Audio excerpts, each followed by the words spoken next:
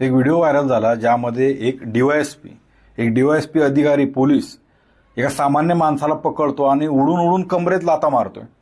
खरं तर तो सामान्य नागरिक त्याच्या मुलीसोबत पंकजाताई मुंडे मला वाटतं कुठल्या तरी मंत्री तेच होत्या त्यांचा ताफा अडवतो आणि आपलं निदर्शन करतो की आपल्याला न्याय मिळाला पाहिजे त्या गोष्टीसाठी.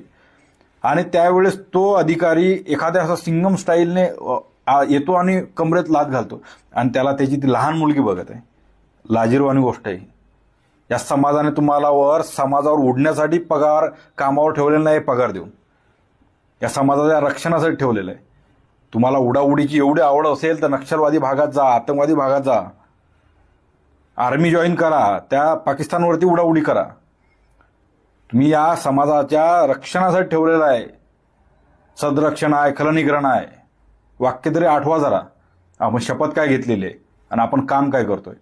ज्याला पकडलंय तुम्ही त्याला 4-4, 5-5 अधिकारी ते पकडतात पोलीस. त्याला डीवायएसपी उडून उडून लाथा मारतो काय कमरेत. आतंकवादी नव्हता तो दहशतवादी नव्हता, नक्षलवादी नव्हता. तो सामान्य मागरूस नागरिक त्याच्या न्याय हक्कासाठी आलेला होता आणि प्रशासन त्याला अजूनही निलंबित करत नाहीये. ही अजून खेदाची गोष्ट आहे. हे कुठला तरी तहसीलदार त्याच्या सेंड ऑफला फक्त एक गाणं काय म्हणतो त्या कार्यालयात, त्याने पण चुकीचंच केले. पण त्याने काय असं कुणाला उडून कमरेवर लाथा घातल्या नाही. पण त्याला लगेच ते मंत्री बावनकुळे साहेब लगेच निलंबित करून टाकले त्याला. अरे बापरे, काय आम्ही तत्परतेनं कामं करतो. आणि एक पोलीस अधिकारी डीवायएसपी लेवलचा अधिकारी एका सामान्य माणसाला भर रस्त्यात त्या छोट्याशा मुलीसमोर उडून उडून लाथा काय मारतो. अरे काय, कुठं समाजाला तुम्ही उत्तर देणार. स्वतःच्या नजरेत त्या माणसाने त्या मुलीच्या नजरेत काय बघावं स्वतःच्या बापाची इज्जत, की कोणतरी पोलीसवाले अधिकारी येतो आणि उडून लाथा मारतो न्याय मागायला आलो म्हणून.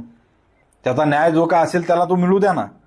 त्यानं जर चुकीचं असेल त्याला शिक्षा द्या. न्याय व्यवस्था आहे ना बसलेली. तुम्हाला त्याला मारण्याचा